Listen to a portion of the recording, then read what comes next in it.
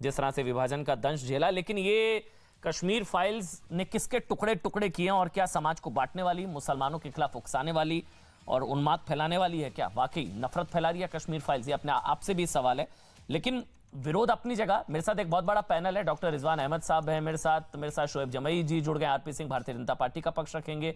आप सबका बहुत बहुत स्वागत है। लेकिन एक बार अरविंद केजरीवाल का भी आज स्टेटमेंट आया है कश्मीर फाइल्स को लेकर, एक बार वो सुन लेते हैं, उसके बाद डिबेट शुरू करेंगे। आज सारे देश की सारी भारतीय जनता पार्टी एक पिक्चर के पोस्टर लगा रही है गली गली में जाके। पूरी सारी भारतीय जनता पार्टी देश में एक पिक्चर के पोस्टर लगा रही है। इसलिए राजनीति करने आए थे? पिक्चरों के पोस्टर। अपने बच्चों को क्या जवाब दोगे? घर जाके बच्चे पूछेंगे पापा क्या काम करते हो? पिक्चरों के पोस्टर लगाता हूं।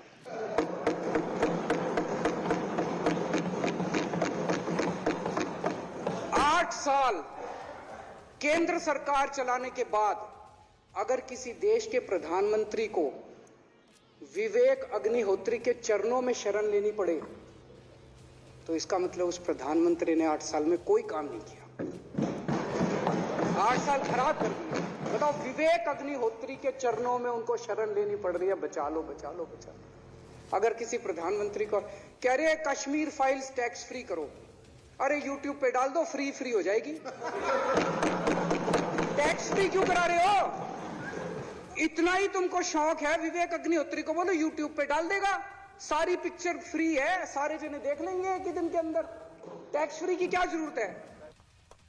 देखिए, चोट बहुत सही जगह लगी और दर्द है, पंडितों से प्रॉब्लम है। पंडितों का जो पलायन हुआ उसके बाद जो सच दिखाया जा रहा है, प्रॉब्लम तो है वो बयानों से साफ तौर पर।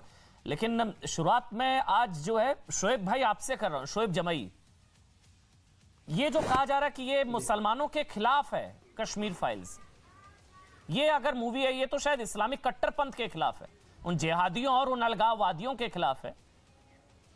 इस्लाम के खिलाफ, मुसलमानों के खिलाफ है क्या? शोएब भाई, आपको लगता है ऐसा है क्या? आपने देखी है? अगर मुझे नहीं पता। नहीं भाई साहब, ये विवेक अग्निहोत्री 2 साल पहले हमारे साथ डिबेट में कई बार होते थे, हमारे विपक्ष में होते थे, मैं जानता हूं इनको।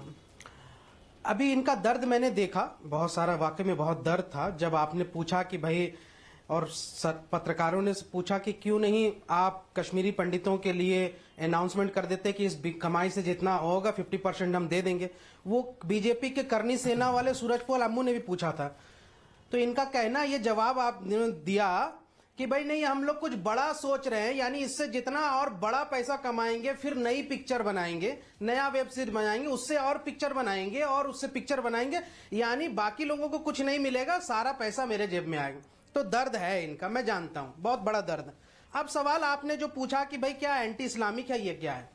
देखिए, मैं एक छोटा सा एग्जाम्पल देता हूं कि ये एंटी इस्लामिक है या नहीं है, मुझे उस पर तो नहीं कमेंट करना है, लेकिन ये देश भर में ये लगाए कि मुसलमानों के खिलाफ हथियार उठा लो, इनकी बेटियों का रेप करो, इनकी जनसंख्या कम करो। डिलाइट सिनेमा में, मैं कहूंगा तो आपके ट्विटर पर टैग करके अभी वो वीडियो भेज देता हूं बाकायदा। तो जब सिनेमा घरों में लोगों को उकसाया जा रहा है कि हथियार उठाओ भाई, पिक्चर देखने से क्या होगा, तो ये तो सिविल वार की तरफ आप लोगों को यहां से जाने को कह रहे हैं, हथियार उठाने। तो क्या दो गलत यहां से किसी को सही कह सकते हैं क्या? हिंसा का जवाब हिंसा नहीं है, जस्टिस की बात करनी चाहिए। मैंने जस्टिस के लिए कहा कि जो रिड्रेसल सिस्टम था उसकी कमीशन कब बनेगी। मैंने कहा कि जो डिस्ट्रेस सेल बनाया उसमें आपने पार्टी बना के उनको पीछे कर दिया, अब वापसी जमीनें नहीं हो रही है। मैंने कहा कि एक आंकड़े दे करके ये साबित कर दीजिए कि 2014 के बाद से कितने कश्मीरी पंडितों को बसाया गया या कितनी कॉलोनियां बसी गई, उस पर भी जवाब नहीं मिला। तो जस्टिस एक अलग चीज है, प्रोपेगेंडा एक अलग चीज है, और मैं जस्टिस पे बिलीव करता हूं, इसलिए कश्मीरी पंडितों के दर्द के साथ हूं, पिक्चर और ये नफरत फैलाने वालों के साथ नहीं हूं। पिक्चर नफरत फैला रही है जी, बस यही कहना था मुझे। जी बिल्कुल, इसका एग्जाम्पल है, कई सारे वीडियो निकल के आ रहे हैं जो मुसलमानों के नरसंहार का ऐलान कर रहे हैं लोग पिक्चर देखने के बाद। आपने देखी? जी, कई वो वीडियो, जी वो वीडियो